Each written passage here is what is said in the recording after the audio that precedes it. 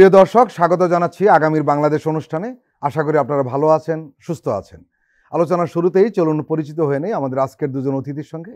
আজকে আমাদের সঙ্গে আলোচনায় রয়েছেন ডক্টর সায়ন্ত সাখাওয়াত, রাজনৈতিক বিশ্লেষক ও কলামিস্ট। রয়েছেন আশরাফ মাহাদি, জাতীয় নাগরিক পার্টির যুগ্ম আহ্বায়ক। আপনাদের দুজনকেই স্বাগত জানাচ্ছি। আমরা শুরুটা করব ডক্টর সায়ন্তকে দিয়ে। গত 17 নভেম্বর আন্তর্জাতিক অপরাধ ট্রাইব্যুনাল 24 সালের আন্দোলনের সময় সংগঠিত হত্যাকাণ্ডের ঘটনায় মানবতা বিরোধী অপরাধে দোষী সাব্যস্ত করে শেখ হাসিনা ও সাবেক স্বরাষ্ট্রমন্ত্রী আসাদুজ্জামান খানকে মৃত্যুদণ্ড দিয়েছেন। গণ অভ্যুত্থানের মুখে ভারতে পালিয়ে যান শেখ হাসিনা, এটা আমরা সবাই জানি। এরপর দুই দেশের মধ্যে হওয়া প্রত্যর্পণ চুক্তি অনুযায়ী শেখ হাসিনাকে হস্তান্তরের জন্য 2 দফা চিঠি দেয় দিল্লিকে। হাসিনার মৃত্যুদণ্ড হওয়ার পর তাকে আবার ফেরত না পাঠানোর জন্য দিল্লিকে আবার চিঠি দেয় বাংলাদেশ সরকার, এবং সেই চিঠির কোনো জবাব এখন পর্যন্ত বাংলাদেশ সরকার পায়নি। তবে বুধবার ভারতের পররাষ্ট্র মন্ত্রণালয়ের মুখপাত্র রণধীর জয়সওয়াল একটা প্রেস ব্রিফিংয়ে এই বিষয়ে কথা বলেছেন। তিনি বলেছেন যে হাসিনাকে ফেরত চেয়ে বাংলাদেশ যে চিঠি দিয়েছে সেটি তারা পরীক্ষা করে দেখছেন বা দেখবেন। গোটা বিষয়টিকে আপনি কিভাবে দেখছেন? আমার মনে হয় হাসিনা হলো এখন ইন্ডিয়ার একটা গুরুত্বপূর্ণ টুলস, তুরুপের তাস। নেগেটিভ না পজিটিভ? তুরুপের তাস, ইন্ডিয়ার স্বার্থে ব্যবহারের জন্য তাদের হাতের তুরুপের তাস। বাংলাদেশে যখন শেখ হাসিনাকে 16 বছর প্লাস তারা ক্ষমতায় রাখতে সহযোগিতা করেছে, সেইখানে শেখ হাসিনাকে মূলত তারা একটা ভৃত্য হিসেবে নিয়োগ দিয়েছিল এখানে তাদের তরফ থেকে।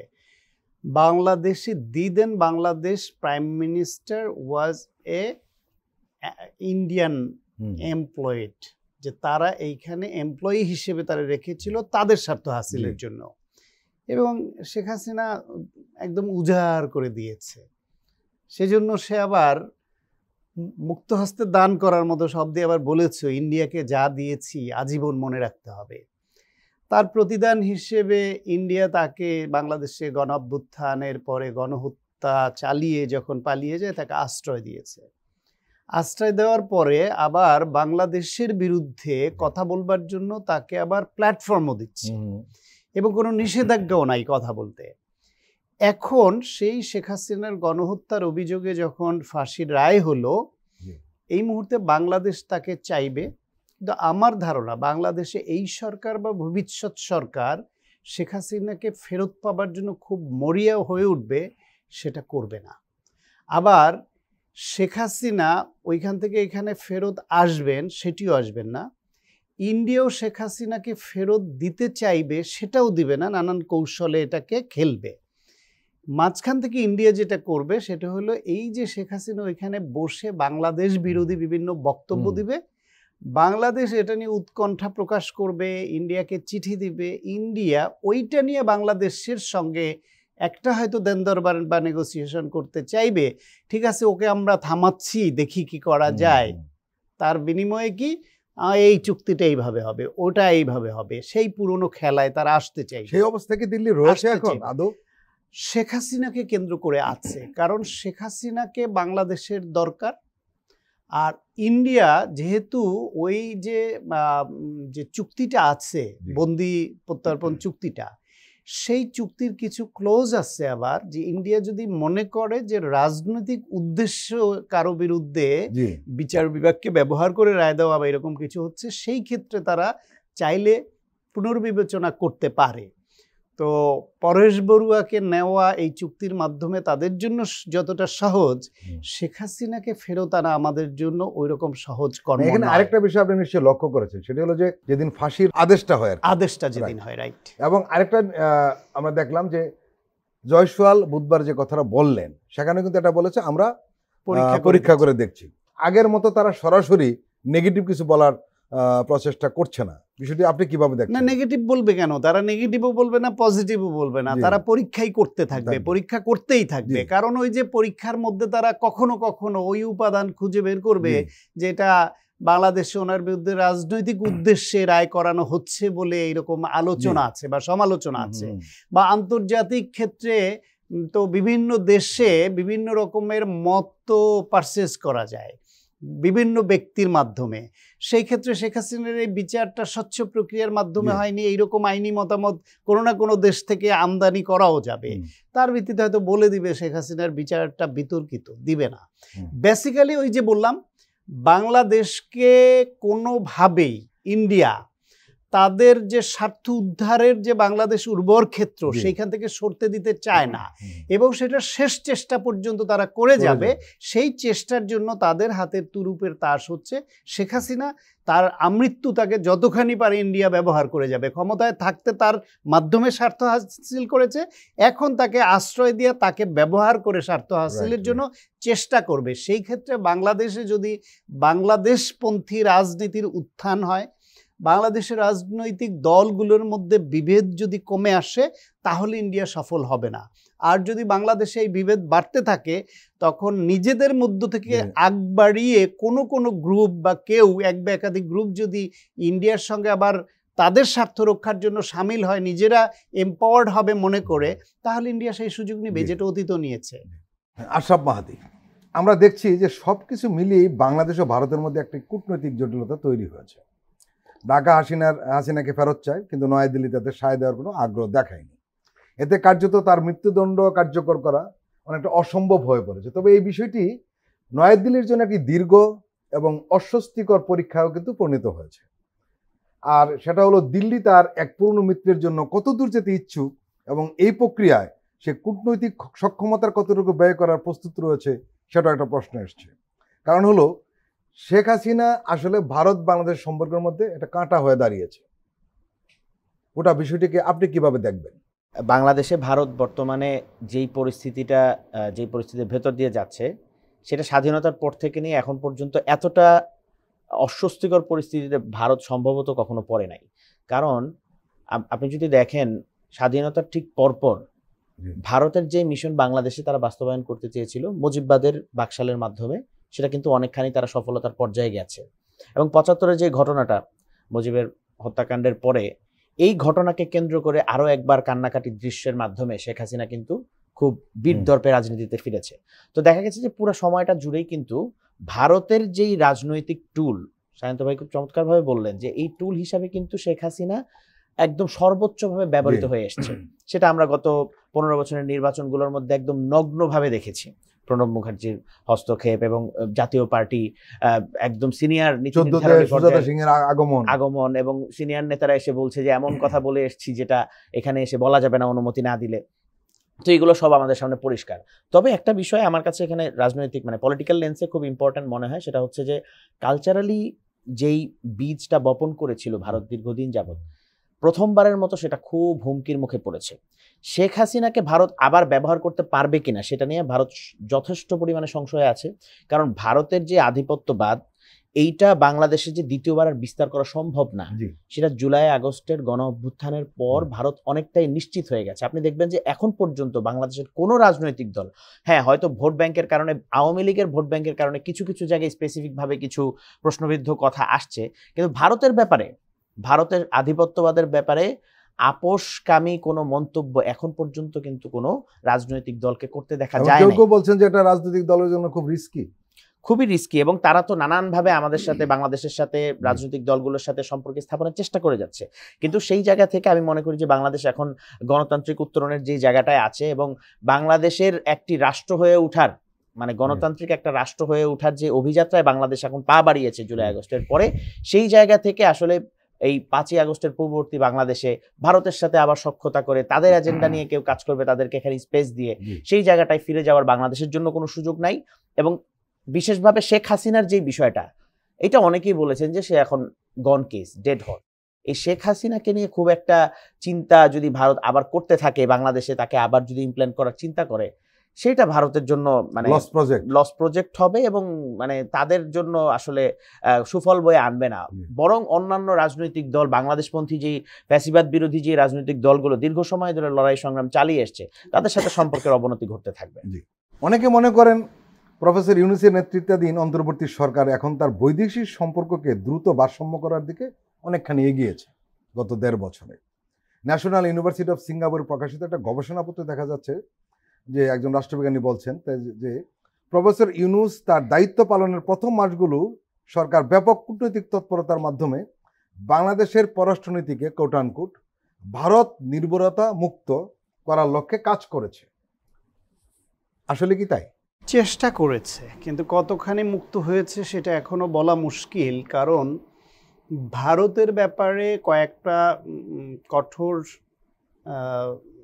স্টেটমেন্ট ছাড়া, ন্যায়সঙ্গত সার্বভৌমত্বের পক্ষে কয়েকটা চমৎকার স্টেটমেন্ট সরকারের তরফ থেকে করেছে বিভিন্ন সময়, বর্ডার কিলিং নিয়ে আমাদের সাথে বিভিন্ন ইস্যুতে আর কি। এর বাইরে ভারতের সঙ্গে গত 16 বছরে যে অন্যায্য চুক্তিগুলো হয়েছে, যেটা বাংলাদেশের প্রতি শোষণমূলক, সেই চুক্তিগুলোর ব্যাপারে সরকারের এমন কোনো পদক্ষেপ আমাদের কাছে এখনো দৃশ্যমান হয়নি যা দিয়ে বোঝা যায় যে ভারতের অন্যায্য অবস্থানের ব্যাপারে বাংলাদেশ স্পষ্ট কোনো অনেকে দাবি অবস্থান উঠিয়েছিলেন নিতে কিন্তু ডক্টর পেরেছে। সায়ন্ত যে এই চুক্তিগুলি সামনে আনা দরকার ছিল। হ্যাঁ, ইভেন গোপনে চুক্তি হয়েছে, জাতীয় সংসদে আলোচনা হয়নি শেখ হাসিনার সময়। সেই চুক্তিগুলো এখনো পর্যন্ত প্রকাশ্যে আলোচনার পরিবেশও তৈরি হয়নি যে আমরা জানতে পারি যে শেখ হাসিনা কতটা অন্যায়, কতটা বাংলাদেশ বিরোধী চুক্তি ইন্ডিয়ার সঙ্গে করেছিল। ফলে বাংলাদেশের এই অন্তর্বর্তীকালীন সরকার তাদের নানান রকমের দুর্বলতার কারণে বাংলাদেশের রাজনৈতিক ঐক্যমত্য ধরে রাখা এবং নিজেদের প্রশাসনিক কার্যক্রম ধরে রাখার দিকে শক্তি নিয়োগটা বেশি করতে হয়েছে তাদের। ইন্টারন্যাশনালি কোনো কোনো দেশে এই চেষ্টাটা করলেও খুব ফলপ্রসূ হয়েছে বলে আমার কাছে দৃশ্যমান নয়। এবং কি তাদের ইন্টেনশন নিয়েও আমার মাঝে মাঝে প্রশ্ন জাগে যে বিভিন্ন রাজনৈতিক শক্তি যখন ক্ষমতায় থাকে তারা যেরকম নানান কৌশল অবলম্বন করে, এই সরকারও তা যদি করে না থাকতো তাহলে আমরা ইন্ডিয়ার বিভিন্ন চুক্তির ব্যাপারে স্পষ্ট একটা অবস্থান দেখতে পেতাম। বরং একবার বেশ কিছু চুক্তি বাতিল হয়েছে বলে উপদেষ্টা আসিফ মাহমুদ কিন্তু ফেসবুকে স্ট্যাটাস দিল উল্লেখ করে একদম। পরে আবার পররাষ্ট্র উপদেষ্টা এবং সচিব তারা সেটা ডিনাই করলো এবং এটাকে নিন্দা করলো যে উনি না জেনে এটা বলে ঠিক করেননি। তার মানে হচ্ছে সরকারের মধ্যে একটা অংশ আছে এখনো যারা ইন্ডিয়ার সঙ্গে তারা একটা বিশেষ সম্পর্ক তৈরিতে আগ্রহী, বা কোনোভাবে ইন্ডিয়া বিব্রত হয় বা ক্ষতিগ্রস্ত হতে পারে তাদের অন্যায় ভূমিকা থাকলেও সেই বিষয়টাকে সামনে আনতে নারাজ। সেই বিবেচনায় মনে হয় যে কয়েকটা কঠোর বা ন্যায়সঙ্গত আমাদের পক্ষে স্টেটমেন্ট ছাড়া কোনো স্টেপস আমরা এখনো দৃশ্যমান দেখিনি। মুদ্রার কিন্তু আরেকটি পিঠও রয়েছে, সেটা হলো আমরা দেখছি রাজনৈতিক দলগুলো কিন্তু সেভাবে কথা বলে। সেইটা বলতে গেলে বাংলাদেশ হচ্ছে, আমি মনে করি সব সময় একটা বিভাজন প্রিয় জাতি। আমরা বিভাজন প্রিয়। 1971 সনে এইরকম একটা রক্তক্ষয়ী যুদ্ধ, একটা গণহত্যা পেরিয়ে দেশ স্বাধীন হওয়ার পরেও কয়েক মাসের মধ্যে বাংলাদেশ বিভাজিত হয়ে গেল মুক্তিযুদ্ধের পক্ষের শক্তির মধ্যে। মুক্তিযুদ্ধের পক্ষের একটা শক্তি গিয়ে জাসদ করলো, তাদেরকে আবার মুক্তিযুদ্ধের পক্ষের শক্তি আওয়ামী লীগ 30,000কে হত্যা করে ফেললো। সিরাজ শিকদার মুক্তিযুদ্ধের পক্ষের শক্তি, তাকে ক্রসফায়ারে এক্সট্রা জুডিশিয়াল কুইলিং করে ফেললো। সব দলগুলোকে, মুক্তিযুদ্ধের পক্ষের দলগুলোকে সাপ্রেস করা, নিষিদ্ধ করা, নানান পথে গেল। তারপর থেকে বিভিন্ন সময়ে এই বিভাজন চলতেই থাকলো। বিশেষ করে 90-এর গণঅভ্যুত্থানের পরে, স্বৈরাচারের পতনের পরে যে একটা ঐক্যের আবহ তৈরি হয়েছিল, সেইটাও আমরা দেখলাম আবার বিভাজিত হয়ে পড়লো। তারপরে এসে আপনার 1/11 আসলো। 1/11-এ যারা ভিকটিম তাদের কাছে এটা একরকম ব্যাখ্যা বিশ্লেষণ, তাদের দৃষ্টিভঙ্গিতে হবে, যারা বেনিফিশিয়ারি তাদের অন্যরকম হবে। কিন্তু এটা সত্য যে 1/11 আসার পরে সাধারণ মানুষ যখন দেখছিল যে এই দুর্নীতিবাজদের ধরা হচ্ছে, এই করছে ওই করছে, মানুষ তার পোষা সাপ, পোষা হরিণ রাস্তায় ছেড়ে দিচ্ছে গোপনে, টাকার বস্তা পাওয়া যাচ্ছে ফেলে দিচ্ছে যেহেতু অবৈধ, এই পর্যায়ে মানুষ খুব খুশি হতে শুরু করলো যে আমরা বোধহয় একটা পজিটিভ চেঞ্জে যাচ্ছি। আস্তে আস্তে দেখা গেল ওই সরকারটাই দুর্নীতিতে নিমজ্জিত হয়ে পড়লো এবং যারা এটা নিয়ে খুশি হচ্ছিল তাদের মধ্যে বিভাজন, ভিন্নমত চলে আসলো। এই যে গণঅভ্যুত্থানে এইরকম একটা ঐতিহাসিক একটা ঘটনার পরে, যেখানে 16-17 বছর এত নিপীড়নের মধ্য দিয়ে রাজনৈতিক দলগুলো সংগ্রাম করেছে, ফাইনালি একটা গণহত্যা ঘটিয়েছে, সেই সরকারটি বিদায়ের পরেও আমাদের রাজনৈতিক শক্তিগুলো দলের এবং ব্যক্তির স্বার্থকে বড় করে দেখা ক্ষেত্র বিশেষে দলের থেকে এটা করতে গিয়ে তাদের মধ্যে একটা শক্তির সঙ্গে আর একটা শক্তির প্রতিদ্বন্দ্বিতা থাকতে পারে, প্রতিযোগিতা থাকতে পারে, কিছু বিরোধিতাও থাকতে পারে, কিন্তু যেই ভাষা আমরা দেখছি, যে ধরনের একে অপরের বিরুদ্ধে বিষোদ্গার দেখছি, এটা ঠিক সুস্থ প্রতিযোগিতাও বলা যায় না। এখন এই যে বিভাজন প্রিয় যে জাতি, তারা বিভাজিত হয়ে নিজের নাক কেটে অন্যের যাত্রা ভঙ্গ করতে ভালোবাসা জাতি, তারা যদি কেউ আবার মনে করে যে না ইন্ডিয়াকে আমার খেপানো যাবে না, যেরকম ইন্টারনালি না আওয়ামী লীগকে আমার খেপানো যাবে না, একদল বলে ইন্ডিয়ার আমাদের দল ইন্ডিয়াকে সবসময় বন্ধু মনে করে, আর এক দল মনে করে আমরা ভবিষ্যতে ইন্ডিয়ার সঙ্গে বন্ধুত্বপূর্ণ, এই ঘোষণায় কে কতটা এগোতে পারে সেই চেষ্টাটা করে। ফলে আমাদের নিজেদের সমস্যার কারণেই ইন্ডিয়ার সুযোগ গ্রহণ করবে, এটা তো ইন্ডিয়ার দোষ কি মূল দায়ী কাকে করবেন আপনারা? অবশ্যই আমাদের রাজনৈতিক দলগুলো যারা ঐক্যবদ্ধ থেকে প্রথমে তাদের বাংলাদেশ পন্থী হওয়া দরকার, এবং কোনোভাবেই আমাদের নিজস্ব প্রতিযোগিতায় বাইরের রেফারি বা বাইরের কাউকে হস্তক্ষেপ করার সুযোগ আমি দিব না, এই ব্যাপারে একমত হয়। আপনি ইন্ডিয়ার কথা ভাবেন, ইন্ডিয়ায় এত এত রাজনৈতিক সমস্যা, এত এত ধর্মীয় সমস্যা, ওরা বাইরের কারো হস্তক্ষেপ ওইখানে গ্রহণ করে? ওইখানে কি নিপীড়িত হচ্ছে না? ওইখানে হিউম্যান রাইটস ভায়োলেশন হচ্ছে না? ওইখানে ডেমোক্রেটিক রাইটস ভায়োলেশন হচ্ছে না? ওইখানে ভোটে কংগ্রেসকে, বাংলাদেশে আওয়ামী লীগের শেখ হাসিনা যেরকম বিএনপি জামাত সহ রাজনৈতিক শক্তিকে যে প্রক্রিয়ায় সমস্ত স্টেট অ্যাপারেটাস ব্যবহার করে সাপ্রেস করেছিল, টাকাওয়ালা, ব্যবসায়ী, প্রশাসন সবাইকে হাতে নিয়ে, ইন্ডিয়ায় মোদী সরকার তাই করেছে না কংগ্রেসের বেলায়, অন্য রাজনৈতিক দলগুলোর বেলায়? তাই বলে ওরা কি অন্য দেশের কোনো সরকারের সহযোগিতা কামনা করে বা নেয়? ইন্ডিয়ার মধ্যে ন্যাশনালিজম আমাদের থেকে অনেক স্ট্রং, ফলে আমাদের এখানে যে বা যারাই হস্তক্ষেপ করতে পারুক সেটা আমাদের দোষ। আমাদের এখানে একটা এক্সাম্পল দিয়ে শেষ করি, আমাদের এখানে আপনি দেখবেন যে কোনো রাজনৈতিক সমস্যা হলে রাজনৈতিক দলগুলো কূটনৈতিকদের খুব প্রাধান্য দেয়। একজন অ্যাম্বাসেডার, তার লেভেল কোনটা, সেই অ্যাম্বাসেডারকে মনে হয় রাষ্ট্রপ্রধানের মতো মূল্যায়ন করে। কিছু হইলেই তাদেরকে প্রেস কনফারেন্স করতে হবে, কিছু হইলেই তাদের কাছে যেতে হবে, তাদের কোনো একটা অ্যাম্বাসির একটা দাওয়াত কার্ড না পেলে মনে হয় আমি তাদের গুড বুক থেকে চলে গেলাম, আমারে মনে হয় এরা আর গ্রহণ করছে না, কেন পেলাম না, মুষ্টে পড়ে। বামপন্থীরা পর্যন্ত যারা বুর্জুয়াদের বিরুদ্ধে, এইসব দেশের বিরুদ্ধে কথা বলে ফেনা তুলে ফেলে, কিন্তু অ্যাম্বাসির দাওয়াতটা না পেলে মন খারাপ করে, এরকম নেতাও আমি চিনি, জানি। সুতরাং আমাদের নিজস্ব যে স্ট্রাকচার, পলিটিক্যাল স্ট্রাকচার, আমাদের যে মনন, এর মধ্যে একটা সমস্যা আছে। এই সমস্যাটা আমরা যত তাড়াতাড়ি ওভারকাম করতে পারবো, তত আমাদের ইউনিটি থাকবে, দেশাত্মবোধ আসবে, জাতীয়তা আসবে, বাংলাদেশপন্থী হব। নানা কারণেই বাংলাদেশের মানুষ ভারতকে পছন্দ করেন, এটা আমরা জানি। এর অন্যতম কারণ হলো সম্ভবত গত 15 বছর ফ্যাসিস্ট হাসিনাকে ক্ষমতায় টিকিয়ে রাখতে দিল্লি যে ভূমিকা রেখেছে, তাতে সাধারণ মানুষ আসলে দিল্লির প্রতি ক্ষুব্ধ। বাংলাদেশের মানুষ হাসিনার কর্তৃত্ববাদী শাসনকে যে ভারত যেভাবে সমর্থন দিয়েছে, এবং এখানে একটা কর্তৃত্ববাদী শাসক গড়ে ওঠার পক্ষে ভারত যে মূল পৃষ্ঠপোষক ছিল, এটাও বাংলাদেশের মানুষ জানে। একটা জরিপ আমরা দেখলাম যে ঢাকা ভিত্তিক সেন্টার ফর অল্টারনেটিভসের সাম্প্রতিক একটা জরিপ, সেখানে 75%-এর বেশি মানুষ, বাংলাদেশি আর কি, বেইজিংয়ের সঙ্গে সম্পর্ককে ইতিবাচক হিসাবে দেখছে, যেখানে দিল্লির প্রতি ইতিবাচক মনোভাব দেখিয়েছে মাত্র 11%, যা গত বছরের অভ্যুত্থানের পরের মনোভাবকে অনেকটা প্রতিফলিত করে।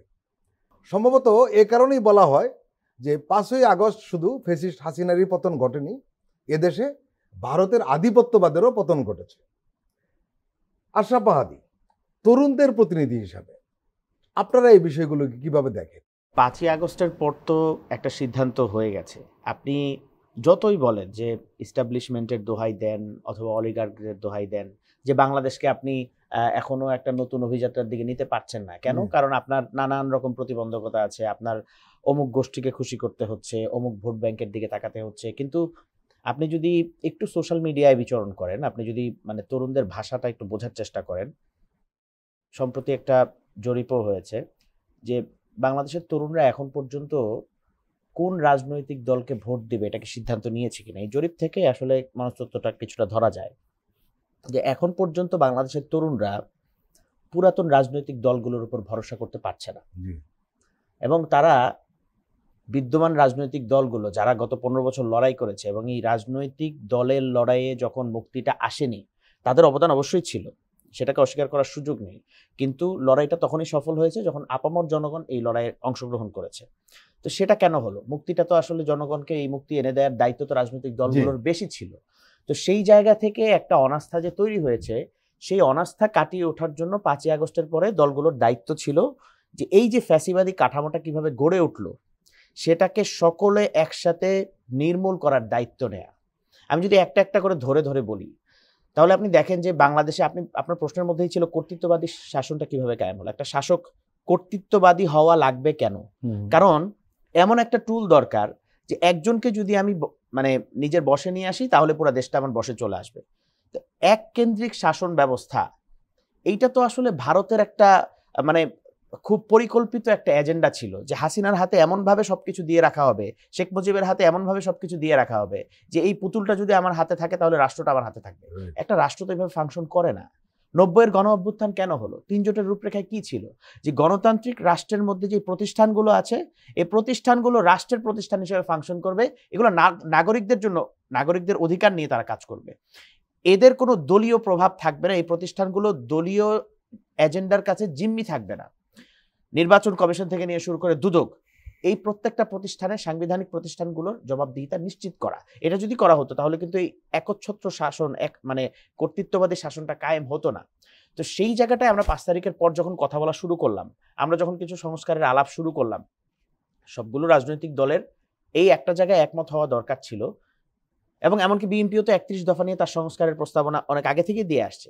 তো সেই জায়গা থেকে, সেই দৃষ্টিকোণ থেকে যদি বলি, 5 তারিখের পরে জনগণের একটা প্রত্যাশা ছিল যে রাষ্ট্রের সংস্কারের জায়গাটায় কোনো ধরনের কোনো মতপার্থক্য, মতবিরোধের ঊর্ধ্বে গিয়ে আমরা রাষ্ট্রের জন্য, নাগরিকদের জন্য এবং এই বাংলাদেশের স্বার্থে, বাংলাদেশ পন্থার স্বার্থে একটা জায়গায় দাঁড়াবো। কিন্তু আমরা দেখলাম যে এখানেও কিছু দলের রাজনৈতিক উচ্চাভিলাষ, তাদের আসন ভিত্তিক সমঝোতা, আসন ভিত্তিক বার্গেনিং টুল, নানান কিছু নিয়ে নানান এজেন্ডা, এই মানে নানান রকম বাইনারি সামনে নিয়ে আসা হলো। আমরা দেখলাম যে এখানে যখন আমাদের সংস্কারপন্থী এবং সংস্কার বিরোধী একটা জায়গা হওয়ার কথা ছিল, তখন এখানে ধর্মভিত্তিক দল এবং ধর্মের বাইরের দল, ইসলামের পক্ষের বাক্স এবং ইসলামের বাইরের বাক্স, এই ধরনের একটা আলাপ সামনে নিয়ে আসা হলো, যেটা 5ই আগস্ট পরবর্তী বাংলাদেশে হওয়ার কথা ছিল না। এবং আপনি দেখবেন যে আরেকটু গভীরে যদি যাই, এই যে দুইটা পক্ষ হলো, 8 দল একটা পাশে একদিকে গেল, এনসিপি তার মতো করে সংস্কারের রাজনীতির মধ্যে স্টিক থাকলো, তার কনসিস্টেন্সি ধরে রাখলো, বিএনপি তার 31 দফা সংস্কার নিয়ে কথা বললো।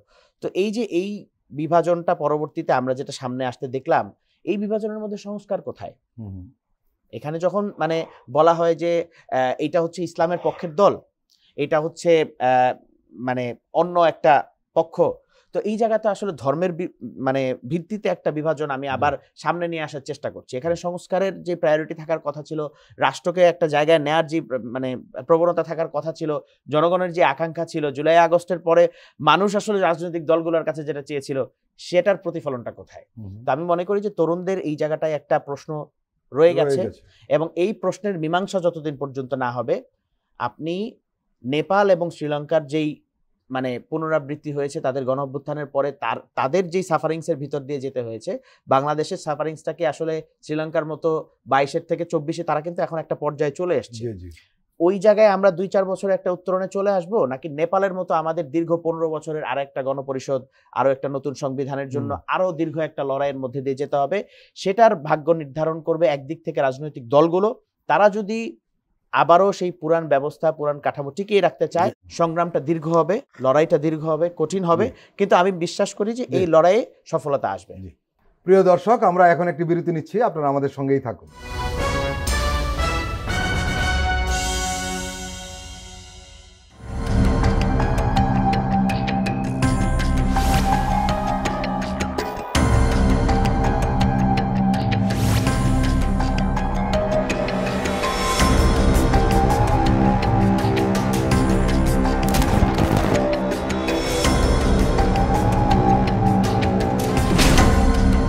ফ্যাসিবাদের দিনলিপি, গবেষণা ও উপস্থাপনা সাইদ খান, প্রযোজনা আফরোজা সুলতানা ও মামুন মাহমুদ।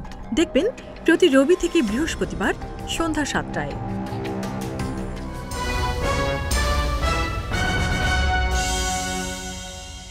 প্রিয় দর্শক, আবারও স্বাগত আগামীর বাংলাদেশ অনুষ্ঠানে। আজকে আমাদের সঙ্গে অতিথি হিসেবে রয়েছেন রাজনৈতিক বিশ্লেষক ও কলামিস্ট ডক্টর সায়ন্ত সাখাওয়াত, রয়েছেন জাতীয় নাগরিক পার্টি এনসিপির যুগ্ম আহ্বায়ক আশরাফ মাহাদি। সায়ন্ত সাখাওয়াত, একটু রাজনীতিতে আসি।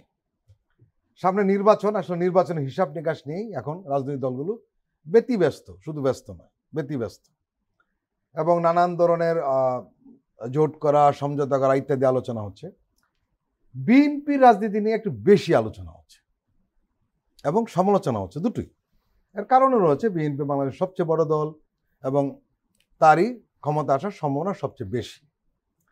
কিন্তু বিএনপি কিছু প্রবলেমে পড়েছে বলে রাজনৈতিক বিশ্লেষকরা মনে করছেন।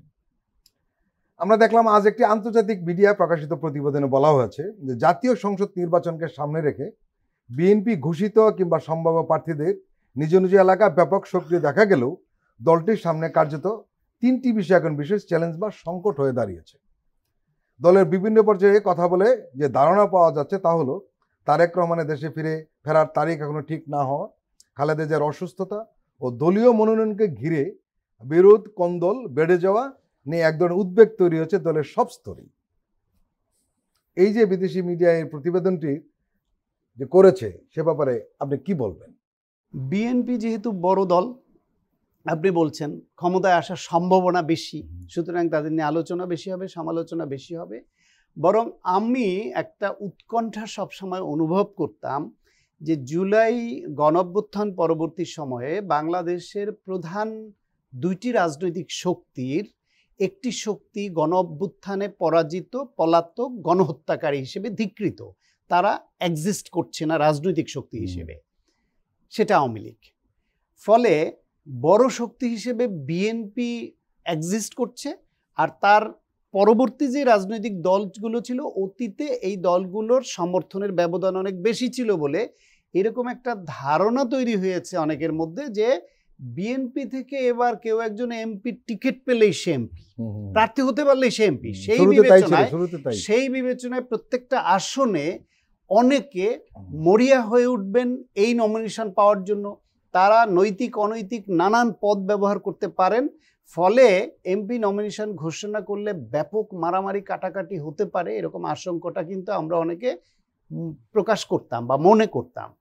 সেই বিবেচনায় 236টা আসনে, 36টা দিয়ে একটা ক্যান্সেল করে 36টা আসনে যে নমিনেশন বিএনপি ঘোষণা করলো, আপনি খেয়াল করে দেখবেন ওইখানে যেহেতু তাদের বড় দল, একই আসনে অনেক যোগ্য প্রার্থী আছে, প্লাস হচ্ছে ওই যে দল ক্ষমতা আসবে বলে একটা ধারণা তাদের মধ্যে তৈরি হয়েছে, সেই কারণে অনেকে মরিয়া। ফলে প্রতিবাদ হচ্ছে, রাস্তায় ব্যারিকেড দিচ্ছে, একটা টায়ার জ্বালিয়ে প্রতিবাদ করছে, মিছিল করছে, কোথাও কোথাও কাফনের কাপড় পরে মিছিল করছে। কিন্তু পারস্পরিক যে দাঙ্গা হাঙ্গামা বা খুনোখুনি মারামারি, যেটা অতীতে কিন্তু বিএনপিতে হয়েছে, বিভিন্ন দলেই হয়েছে, বিএনপিতে হয়েছে, সেইটা এইবার বরং যে আশঙ্কাটাকে অমূলক প্রমাণ করে অনেক কম হয়েছে। আমি বলবো যেটুকু হয়েছে এটা অনাকাঙ্ক্ষিত, এটা না হলে আমরা খুশি হতাম বা দলের উচিত এখানে হস্তক্ষেপ করা। তবে না, সমস্যা এতে কাটে নাই, সমস্যা পুরো কাটবেও না। এই দল থেকে কেউ কেউ এমনও হতে পারে যে স্বতন্ত্র ইলেকশন করবে, অতীত হয়েছে। এই দল থেকে কেউ কেউ হতে পারে অন্য দলে যোগ দিয়ে ইলেকশন করবে, অতীত হয়েছে। মন্ত্রী পর্যায়ের লোক, সিনিয়র পর্যায়ের কেন্দ্রীয় নেতা চলে গেছে না, এটা ঘটেছে। তবে এই প্রবণতা বিএনপিতে এখন অনেক কমেছে, তার লক্ষণ স্পষ্ট। এটা এক গেল। দ্বিতীয় যেটা, ম্যাডাম খালেদা জিয়া অসুস্থ, তিনি অসুস্থ হলো, আল্লাহ তাকে যে বাঁচিয়ে রেখেছেন এখনো এত নিপীড়নের পরে, তাকে চিকিৎসাহীনভাবে দীর্ঘদিন রাখা এবং যেভাবে মৃত্যুর দিকে ঠেলে দিয়েছে আওয়ামী লীগ ফ্যাসিবাদ সরকার, তারপরে আল্লাহর বিশেষ রহমত তাকে যে বাঁচিয়ে রেখেছে, আমরা শুকরিয়া আদায় করি যে তিনি একজন অভিভাবক হয়ে আছেন, জাতির অভিভাবক হয়ে আছেন। সেই বিবেচনায় তিনি অসুস্থ, বয়স হয়েছে, সব সত্য। আমাদের দোয়া থাকবে আল্লাহ যেন তাকে বাঁচিয়ে রাখেন একজন অভিভাবক করে, দেশের এবং জাতির অভিভাবক হিসেবে।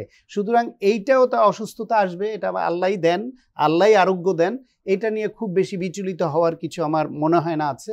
চেষ্টা করা সুস্থতার জন্য।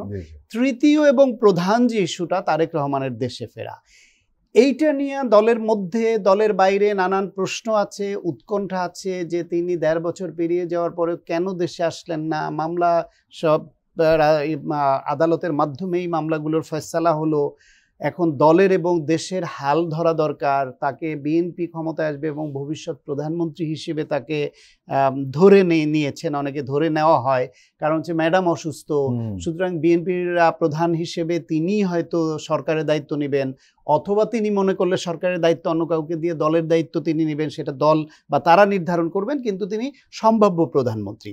সেই বিবেচনায় এই মুহূর্তে দেশের অনেক সংকট দূর করবার জন্য তার ফিজিক্যালি এখানে উপস্থিতিটা গুরুত্বপূর্ণ। সেইখানে কি সংকট বিরাজ করছে বা কোন সূত্রে, কোন সুতোয় এটাকে আটকে রেখেছে, বেঁধে রেখেছে যে তিনি দেশে আসছেন না, এইটা কিন্তু খুব স্পষ্ট না এখনো। সেই স্পষ্ট না বলে অনেকের মধ্যে এরকম নানান কোশ্চেন, নানান রকমের প্রশ্ন ঘুরপাক খাচ্ছে। তবে আমার ধারণা এবং দলের নেতাদের সঙ্গে আলাপ করলে বিভিন্ন রকম পালস যেটা পাই, যদি সেটা সঠিক হয়ে থাকে, তাহলে নির্বাচনী তফসিল হলে তিনি দেশে আসবেন এবং নির্বাচন পরিচালনার দায়িত্ব তিনি নেবেন। ম্যাডাম তো আগের মতো সারা দেশ চষে বেড়াতে পারবেন না ভোট চাওয়ার জন্য বা নির্বাচনী কাজকে আরো উৎসবমুখর করবার জন্য। সেই কাজটা জনাব তারেক রহমানকেই করতে হবে। তিনি আসবেন, নির্বাচনে নেতৃত্ব দিবেন, এই প্রত্যাশা দলের কাছ থেকে করা হচ্ছে এবং আশ্বাসও দেয়া হচ্ছে। ফলে আমরা অপেক্ষা করতে চাই। আশরাফ মাহাদি, এই যে বিএনপি নির্বাচনকে সামনে রেখে 3টি চ্যালেঞ্জের মুখে পড়েছে বলে খবর বেরিয়েছে, বিষয়টা আপনি কিভাবে দেখছেন? আচ্ছা, এর আগে আমি একটু সায়ন্ত ভাইয়ের যে ধর্মভিত্তিক ওই জায়গাটায় একটু মিসকনসেপশন হতে পারে, আমি একটু ক্লিয়ার করে দিই। আলাদা কোনো ব্লক হওয়াটাকে আমি প্রবলেমেটিক মনে করি না, তারা হতে পারে আলাদা ব্লক, কিন্তু এই যে ফ্রেমিংটা তারা করছে, তাদের ওইখান থেকে অনেক নেতাদের এমন একটা বক্তব্য এসছে যে এটা ইসলামের পক্ষের বাক্স, ইসলামের পক্ষে আমরা এবার একটা বাক্স দিব, এ ধরনের বক্তব্য কিন্তু তারা দিয়েছে। তো সেই জায়গা থেকে আমাদের রাজনৈতিক দলগুলো এরকম ফ্রেমিং করে, মানে তারা যেই দাবিটা করছে আর আসলে সেই দাবিটা কতটুকু বাস্তবসম্মত এবং তার বাইরে কি অন্যান্য ইসলামিক দল আছে কিনা সেটা আমাদের দেখতে হবে, এক। দ্বিতীয়ত, এই ভিতরে যে 8টা দল আছে তারা সবাই কি শরিয়া বাস্তবায়নের কথাই বলে কিনা, আক্ষরিক অর্থে ইসলামী দল কিনা, এবং যে ইসলামী দলগুলো আছে তারাও কি এখন শরিয়ার উপর আছে নাকি তারা ওয়েলফেয়ার স্টেটের কথা বলছে।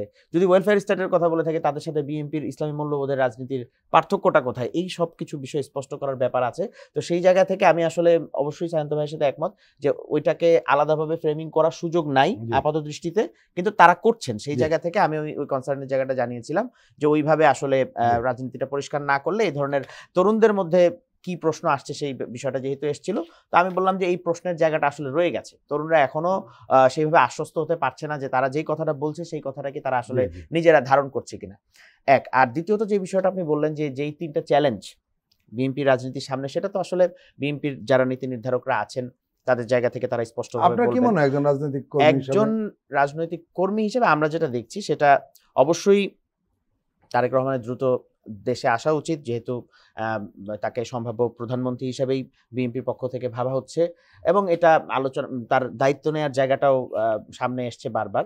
তো এটা তো অনেকেই প্রত্যাশা করে আছে, আমরাও, মানে দেশে একটা সুস্থ রাজনীতির পরিবেশ বিদ্যমান আছে এই কথাটা নিশ্চিতকরণের জন্য, নির্বাচন সময় মতো হবে এই কথাটা আরো বিশ্বাসযোগ্য করার জন্য তারেক রহমানের এখন দেশে আসাটা উচিত। এবং আমরা যেভাবে শুনতে পাচ্ছি বিভিন্ন মিডিয়ায় খবর আসছে উনি হয়তো খুব দ্রুতই দেশে আসবেন। তো সেটা নিয়ে আমি মনে করি না যে খুব বেশি কনসার্ন হওয়ার কোনো বিষয় আছে। তবে একটা খবর আজকে আমরা সবাই দেখেছি, আজকে টকশোর আগেও সায়ন্ত ভাইও বলছিলেন, আপনিও বলছিলেন যে কিছু জোন যেগুলোকে রেড জোন হিসাবে ঘোষণা করা হয়েছে, ঝুঁকিপূর্ণ এলাকা। আসলে নির্বাচনে সবগুলো দলের পক্ষ থেকেই এই আলাপটা সামনে এসেছে যে নির্বাচনের পরিবেশ কতটুকু আছে, এবং প্রার্থী ঘোষণা করার পরে এই যে বিভিন্ন জায়গায় বিদ্রোহী প্রার্থীদের সামনে আসা, তাদের সমস্যাগুলো মিটিগেট করতে না পারা, তাদেরকে একটা জায়গায় নিয়ে আসতে না পারা, এগুলো যদি খুব দ্রুত সমাধান করতে না পারা যায়, নির্বাচনের জন্য কিন্তু আমাদের হাতে খুব বেশি সময় বাকি নেই। তখন কোনো অনাকাঙ্ক্ষিত পরিস্থিতি যদি সামনে চলে আসে তাহলে বড় দল হিসেবে বিএনপি এটার দায় এড়াতে পারবে না। তো সেই জায়গা থেকে আমি মনে করি যে এই উদ্ভূত পরিস্থিতি সমাধানের জন্য অবশ্যই দায়িত্বশীল জায়গা থেকে বিএনপির এই জায়গাগুলোতে একটা সমাধানের জায়গায় আসা উচিত, এবং অপরাপর যে রাজনৈতিক দলগুলো আছে, অন্যান্য রাজনৈতিক দলগুলো, তাদের জায়গা থেকেও একটি মানে সহযোগিতামূলক একটি আচরণ এবং অবস্থান তাদের থাকা উচিত। এটা নিয়ে রাজনীতির জায়গায় যাওয়া উচিত না। এখন আপনাদের দলের ব্যাপারে একটু আসি, সেটি হলো যে নির্বাচনী জোটের লাভ ক্ষতি নিয়ে এনসিপির নির্বাহী কাউন্সিল একটা আলোচনা সভা করেছে, এরকম একটা শিরোনাম দিয়েছে পত্রিকায়। সেটি হলো আমরা দেখলাম বুধবার বিকাল 5:30 থেকে 4 ঘন্টা ধরে এনসিপি নির্বাহী কাউন্সিলের সভা হয়। 51 সদস্যের নির্বাহী কাউন্সিলে অধিকাংশ সবাই অংশ নেন, আপনি নিশ্চিত ছিলেন, থাকারই কথা। এইখানে যে এই যে নির্বাচনে জোট নিয়ে লাভ ক্ষতি, আসলে এনসিপির ব্যাপারে মানুষের আগ্রহ রয়েছে যে এরা বিএনপির দিকে যাবে না জামাতের দিকে যাবে না আলাদা করবে। আসলে সব মিলিয়ে কোনোটা স্পষ্ট না, সবই একটা অস্পষ্টের মধ্যে আপনারা রেখে দিয়েছেন। আজকে একটু স্পষ্ট করবেন। দেখুন, আমাদের রাজনীতি কিন্তু একদম প্রথম দিন থেকে খুব স্পষ্ট, রাজনীতিটা না স্পষ্ট। আমি ওটা বলি বাংলাদেশ, আমি ওই আমি জায়গা যে থেকে নির্বাচনে আজকে জোট বা সমঝোতার নির্বাচনী ব্যাপারে, জোটের জায়গাটায় ওই জায়গা থেকে আসছি বা সমঝোতা যেটাই হোক, যে আমাদের রাজনীতিটা খুব স্পষ্ট থাকার কারণেই হয়তো আমরা এখন পর্যন্ত কোন জোটে যাব সেই ব্যাপারে সিদ্ধান্ত নিতে পারছি না। কারণ আপনি দেখবেন যে বাংলাদেশে গণতান্ত্রিক উত্তরণের জন্য যে সংস্কারগুলোর কথা আমরা শুরু থেকে বলে আসছি, হ্যাঁ, এই সংস্কারগুলোর সাথে আমাদের সাথে যাদের অ্যালাইনমেন্ট হয়, যাদের সাথে আমাদের যারা আমাদের মিত্র হওয়া সম্ভব, তাদের সাথে কিন্তু সময় সময় আমাদের সুর মিলেছে। এবং আপনাদের সঙ্গে কেউ কেউ এমন বলেন যে আপনাদের সঙ্গে বড় দুই দলের মিত্র হওয়া সম্ভব না, আপনারা হেন কোনো দল নেই যাদের সম্পর্কে হেন কোনো কোট আনকোট করে বলে কুবাক্য বলেন নেই। বিষয়টাকে যদি এইভাবে দেখেন যে এটা দল আকারে যদি আপনি প্রশ্ন করেন তাহলে আপনার প্রশ্নটা একটা জায়গায় রাখা যায়, কিন্তু আপনি যদি দেখেন যে আমাদের রাজনৈতিক যে সংস্কারের ধারা, আমরা যেই সংস্কারগুলোর কথা বলছি যে বাংলাদেশে 5 আগস্টের পরে এই জায়গাগুলো নিয়ে আপোষ করা যাবে না, এইগুলো মেনে নিতে হবে, এই জায়গাগুলো নিয়ে আপোষহীন থাকতে হবে। এখন অন্যদের আন্ডারস্ট্যান্ডিং অন্যরকম হতে পারে, কিন্তু আমাদের এই পলিটিক্যাল কনসিস্টেন্সি, এই লাইন আপের উপর কিন্তু আমরা শুরু থেকে ছিলাম। আমাদের এখনকার যেই জোটটা হবে, এটা যার সাথেই হোক, জামাতের সাথে, বিএনপির সাথে, বড় দলের সাথেও যদি হয়, তারাও যদি তাদের জায়গা থেকে সংস্কারের বিষয়ে কিছু কম্প্রোমাইজ করে, যে না এই জায়গাটা, বিএনপি অবশ্যই তার জায়গা থেকে অনেক কম্প্রোমাইজ করেছে, সে শুরুর দিন একদম ডে ওয়ানে যেই জায়গায় ছিল সংস্কারের বিষয়ে, সেই জায়গা থেকে সে কম্প্রোমাইজ করে একটা জায়গায় এসছে। এবং এখন আমরা যে একটা শান্তিপূর্ণ পরিবেশ দেখতে পাচ্ছি, সেটা যদি প্রত্যেকটা বড় দল তার জায়গা থেকে কম্প্রোমাইজ না করতো সংস্কার প্রশ্নে, এই জায়গাটা আসা সম্ভব হতো না। সেটা স্বীকার করি আমি বলি যে সামনের দিনগুলোতেও আমাদের নির্বাচন পরবর্তী যে রাজনীতির ধারাটা সামনের দিকে আগাবে, সেটা নির্ভর করবে নির্বাচনের আগে কে কতটুকু সংস্কারের ব্যাপারে একমত হয়েছে সেটার উপরে। এই যে জোটটা হচ্ছে, আপনি খেয়াল করলে দেখবেন যেই দলগুলোর সাথে আমাদের জোটের বিষয়ে আলাপ আলোচনা হচ্ছে, আমরা পুরো জাতীয় ঐক্যমত্য কমিশনের আলোচনায় সংস্কারের বিষয়ে একই লাইনে ছিলাম। আপনি রাষ্ট্র সংস্কার আন্দোলনের কথা বলেন, আপনি এবি পার্টির কথা বলেন, হ্যাঁ, এই দলগুলোর সাথে, গণ অধিকার পরিষদের সাথে, এই গণ অধিকার পরিষদের একটা তারুণ্য নির্ভর যে রাজনীতি এবং নতুন ধারার যে রাজনীতি তারা সূচনা করতে চায়, এই জায়গা থেকে কিন্তু আমাদের একটা অ্যালাইনমেন্ট শুরু থেকে ছিল। তো সেই জায়গা থেকে আমরা একটা জোট হতে পারি এবং পরবর্তীতে নির্বাচন পরবর্তী সময়ে এই যে নতুন, আমরা কিন্তু এখনো ফ্যাসিবাদী কাঠামো থেকে পুরোপুরি বের হয়ে আসতে পারি। একটা প্রশ্ন আপনাকে করি, বের হয়ে আসার জন্য একটু শেষ করি, বের হয়ে আসার জন্য আমাদের যাদের সাথে জোট করলে আমরা বাস্তবিক পক্ষেই মৌলিক সংস্কারগুলো নিশ্চিত করতে পারবো, সেই জায়গাটা আমরা একটা জোটে যাব। আমরা গণমাধ্যম কর্মী হিসেবে যতটুকু খোঁজ খবর রাখি বা রাজনীতি বিশ্লেষক যে ধরনের মন্তব্য দেন, সেখান থেকে একটা জিনিস স্পষ্ট হয়ে যায়, অনেকটা স্পষ্টই বলা যায়, সেটি হলো যে আপনাদের দলের মধ্যে একটা প্রবলেম তৈরি হয়েছে। প্রবলেম হলো জামাতের সঙ্গে দিলে কার কার লাভ, আবার বিএনপির সঙ্গে গেলে কার কার লাভ, এর হিসাব নিকাশ রয়েছে, আসন ভিত্তিক হিসাবটা রয়েছে। যেখানে জামাত যদি ছেড়ে দেয় তাহলে আপনাদের প্রার্থী পাশ করবে, আবার আরেক জায়গায় জামাত ছাড়লে আপনারা পাশ করবেন, সেখানে বিএনপিকে ছাড়তে হবে। একটা দ্বিধাদ্বন্দ্ব রয়েছে।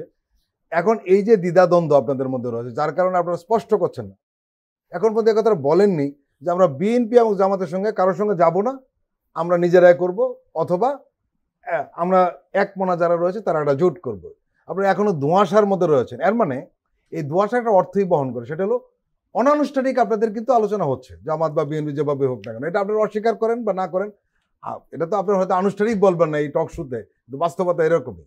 এই ধোঁয়াশা কবে কাটবে আপনাদের? নাহিদ ইসলাম স্পষ্ট করে বলছে যে আমরা 300 আসনে প্রার্থী দেব। এবং আপনার জানা থাকবার কথা, আমাদের যে 1,500 মনোনয়ন ফর্ম বিক্রি হয়েছে, আমি তো মনোনয়ন বোর্ডে ছিলাম, আমি ইন্টারভিউ নিছি, সেখানে আমাদের প্রত্যেক উপজেলা থেকে এত এত হেভিওয়েট ক্যান্ডিডেট আসছে, যে মানুষের যে সারা, মানুষের যে আগ্রহ নতুন একটা কিছু হইতে হবে।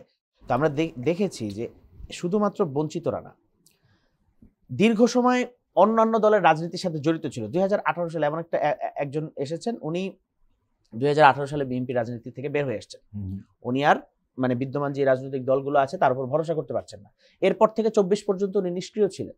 উনি এখন আবার রাজনীতিতে আসছেন, এলাকায় ওনার একটা ভালো অবস্থান আছে, উনি ভালো ব্যবসায়ী। এই ধরনের অনেক মানুষ আমাদের সাথে যুক্ত হতে চেয়েছেন। তার মানে কি বোঝায়? যে আমরা যদি এখন 300 আসনে প্রার্থী দিতে চাই, এটার জন্য আমরা হাইলি ক্যাপেবল এবং আমাদের এই মানে 2 দিনের যেই আমরা আবু সাইদ কনভেনশন হলে যেই মানে ইয়াগুলো নিলাম, সাক্ষাৎকারগুলো নিলাম বা মনোনয়ন প্রত্যাশীদের সাথে কথা বললাম, এখানে প্রত্যেক উপজেলা থেকে হেভি ওয়েট ক্যান্ডিডেট 4 থেকে 5 জন এসছে, গড়ে আমি বললাম 4 থেকে 5 জন এসছে। আসন কেন্দ্রিক ধরলে এই সংখ্যাটা আরো বাড়বে, কোনোটায় হয়তো কিছু কম আছে, কিন্তু আপনি দেখেন আমাদের কিন্তু ওই ক্যাপাসিটিটা এখন আছে। এবং নাহিদ ইসলাম যে আমাদের আহ্বায়ক যে বলেছেন সংবাদ সম্মেলন করে যে আমরা 300 আসনে প্রার্থী দেব, সেই 300 আসনে প্রার্থী দেওয়ার ক্যাপাসিটি কিন্তু এখন আমাদের আছে, নিঃসন্দেহে আছে। হ্যাঁ, এখন আপনি প্রশ্ন করতে পারেন যে 300 আসনের কয়টার মধ্যে আপনারা জিতে আসতে পারবেন। আমি আপনাকে আগের প্রশ্নের উত্তরে একটা পয়েন্ট বলেছিলাম যে আসলে দেখেন বাংলাদেশে যদি আপনি আবার ওই যে পুরান এস্টাবলিশমেন্টের ভিতরে ঢুকেন, আপনি ওই লেন্স আপনি ওইটা এখানে ওই লেন্সটা এখানে পাবেন না।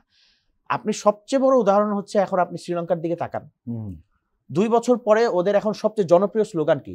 দুর্নীতি নির্মূল করা। এবং এটার উপর ভিত্তি করে কিন্তু পার্টি ক্ষমতায় এসছে। বিরোধী দল কারা শ্রীলঙ্কায়? বিরোধী দল কিন্তু এখনো ইস্টাবলিশমেন্টের যেই দোসররা ছিল, যেই কোলাবোরেটররা ছিল, ওরাই কিন্তু এখনো বিরোধী দল। কিন্তু আপনি জানেন শ্রীলঙ্কায় এই বিরোধী দলের চেয়েও যারা কোনো আসন না পেয়ে নতুন মুখ যারা রাজনীতিতে এসছে, যারা গণ অভ্যুত্থানের ফেস ছিল 2022 সালে শ্রীলঙ্কায়, তাদের কণ্ঠের মূল্য পুরো দেশবাসীর কাছে এই বিরোধী দলের চেয়ে অনেক বেশি, নিঃসন্দেহে। এবং আমি এটা মনে করি এনসিপি যদি 300 আসনে প্রার্থী দেয়, তারা যদি একটি আসনও না পায়, বাংলাদেশে পরবর্তী যে রিফরমেশন হবে, আমাদের অনেক ছাত্রদলের ভাইদের সাথে ভাইদের সাথে কথা হয়, অন্যান্য রাজনৈতিক দলের তরুণদের সাথে কথা হয়, এবং তারা সরাসরি আমাদেরকে এই কথা বলেন যে বিএনপি যদি এই সংস্কারে ব্যর্থ হয় তাহলে তারা পরবর্তী জার্নিটা আমাদের সাথে করতে চাচ্ছেন। অতএব তরুণদের এই পালসটা আপনার বুঝতে হবে। এবং এনসিপি কেন আসলে কোনো আপোষে যাচ্ছে না, কোনো মানে আসন ভিত্তিক সমঝোতার কথা চেয়েও নিজেদের রাজনীতিতে দাঁড় করানোর চেষ্টা করছে, এই জিনিসটা বুঝতে হবে। আর দ্বিতীয়ত ভাই আরেকটা কথা বলে আমি 1 মিনিটে শেষ করি। দেখেন জোট ভিত্তিক রাজনীতি এটা ভারত উপমহাদেশের একটা সংস্কৃতি, এটা হইতেই পারে, এটা বিএনপির সাথে হইতে পারে, জামাতের সাথেও হইতে পারে, কিন্তু এখন পর্যন্ত আমরা এটা চিন্তা করতেছি না। আমাদের এখন যে জোটটা নিয়ে আলোচনা সেটা পুরোপুরি সংস্কারপন্থী জোট, এবং আমাদের নামের মধ্যেও এই ধরনের একটা আভাস থাকবে। সায়ন্ত সাখাওয়াত, আপনি রাজনীতি খুব কাছ থেকে দেখার চেষ্টা করেন, অনেকদিন ধরে রাজনীতি বিশ্লেষণ করেন, এই যে এনসিপির অবস্থানটা আপনি কিভাবে দেখছেন? বাংলাদেশে যে জোটের রাজনীতি এটা অ্যাটেনশন পেল কেন এত? এর পেছনে 3-4টা কারণ আছে মোটা দাগে। এক হলো ছোট দল, কিন্তু তার কোনো নেতা, তিনি জাতীয় নেতা এবং তার কথার ভ্যালু আছে, যেটা আমরা বলি দলের চেয়ে নেতা বড়, এবং সেই নেতা যদি একটা জোটের বা দলের পক্ষ হয় তার ভয়েসটা খুব কাজে লাগে। 1, 2 হলো সংখ্যা, মানে হয়তো কোনো নেতাও নাই এর, ওইরকম নামও জানে না সবাই, তবুও 20টা দল আমার সঙ্গে আছে, 5টা দল আমার সঙ্গে আছে। এই সংখ্যাটা একটা গুরুত্ব বহন করে অনেক সময়, কারণ বিভিন্ন সময় যখন বিবৃতি দেওয়া, প্রতিবাদ করা, বা কয়টা দল চায় না এই প্রসঙ্গ আসে, তখন সংখ্যাটা বিবেচনা নিতে হয়। তৃতীয় এবং প্রধান যেটা, সেটা হলো নির্বাচন কেন্দ্রিক জোট। নির্বাচনের বেলায় হয় যে এই জায়গায় আমার প্রতিদ্বন্দ্বী মাহাদি, ওর সঙ্গে আমার জয় পরাজয় হয় অ্যাসেসমেন্ট বা আগের নির্বাচন বলে 4 থেকে 5 হাজার ব্যবধানে সে জিতে যায়। কিন্তু আপনার দলটা তো বড় না, কিন্তু আপনার দলের মোটামুটি 6-7 হাজার ভোট আছে। এই 6-7 হাজার ভোটটা যদি আমার সঙ্গে যোগ হয়, তাহলে তার সঙ্গে আমি 2000 ভোট বেশি পেয়ে জিতে যাওয়ার সম্ভাবনা তৈরি হয়। এই ইকুয়েশনগুলো মাথায় নিয়ে নির্বাচনী জোট হয়, আসন প্রাপ্তি চিন্তা করে। এইখানে গিয়ে এনসিপি নতুন দল হিসেবে তাদের আলাদা একটা প্ল্যাটফর্ম, আলাদা চাওয়া, তারা গণঅভ্যুত্থানে নেতৃত্ব দেওয়ার কারণে তাদের প্রত্যাশাটা অনেক হাই, তারা ড্রিমি, এবং এটা থাকা স্বাভাবিক। কিন্তু নির্বাচনে ভোটের বাজারে গিয়ে তারা আসলে তাদের চাওয়াটা সেই কারণে যে আমাকে এত আসন দিতে হবে। কিন্তু বড় দল বা যারা চিন্তা করে, সে চিন্তা করবে এইখানে যদি এনসিপির একে আমি প্রার্থী করি আমারটা ছেড়ে দিয়ে, তাহলে আমার দলের সে স্বতন্ত্র হয়ে যাবে কিনা। 2 হলো আমার দলের সব নেতাকর্মীরা তাকে ভোট দিবে কিনা। তাহলে এই সুযোগে আমি এই কারণে এই আসনটা হারাতে পারি, আমার প্রতিপক্ষ ওই বড় দল জিতে যেতে পারে, সুতরাং তাকে দেওয়া উচিত হবে কিনা। এটা কিন্তু খুব ক্যালকুলেটিভ একটা বিষয়। এই আসন সমঝোতাটাই মূলত এনসিপির সঙ্গে বড় দলগুলোর মিলছে না। কারোর সঙ্গে আদর্শিক কারণে মিলছে না, কারোর সঙ্গে 71 প্রশ্নে মিলছে না, কারোর সঙ্গে ভোটারের হিসাবে মিলছে না আসন প্রাপ্তিতে। সে কারণে বড় দলগুলোর সঙ্গে তাদের আলোচনা হলেও এর এখনো কোনো পরিণতিতে আসেনি, এবং আসার সম্ভাবনা আমার ধারণা খুব কম। সেই বিবেচনায় তারা যদি এই যে ছোট দল হলো, ওই দলেরও 2-1 নেতা আছেন খুব ভালো ভোকাল, সবাই চিনে, কিন্তু তাদের আসনে আবার তাদের কিন্তু ওই নির্বাচনী হিসাবে কিন্তু খুব জনপ্রিয় না, ওই রকম পরিচিত না, অবস্থান নাই।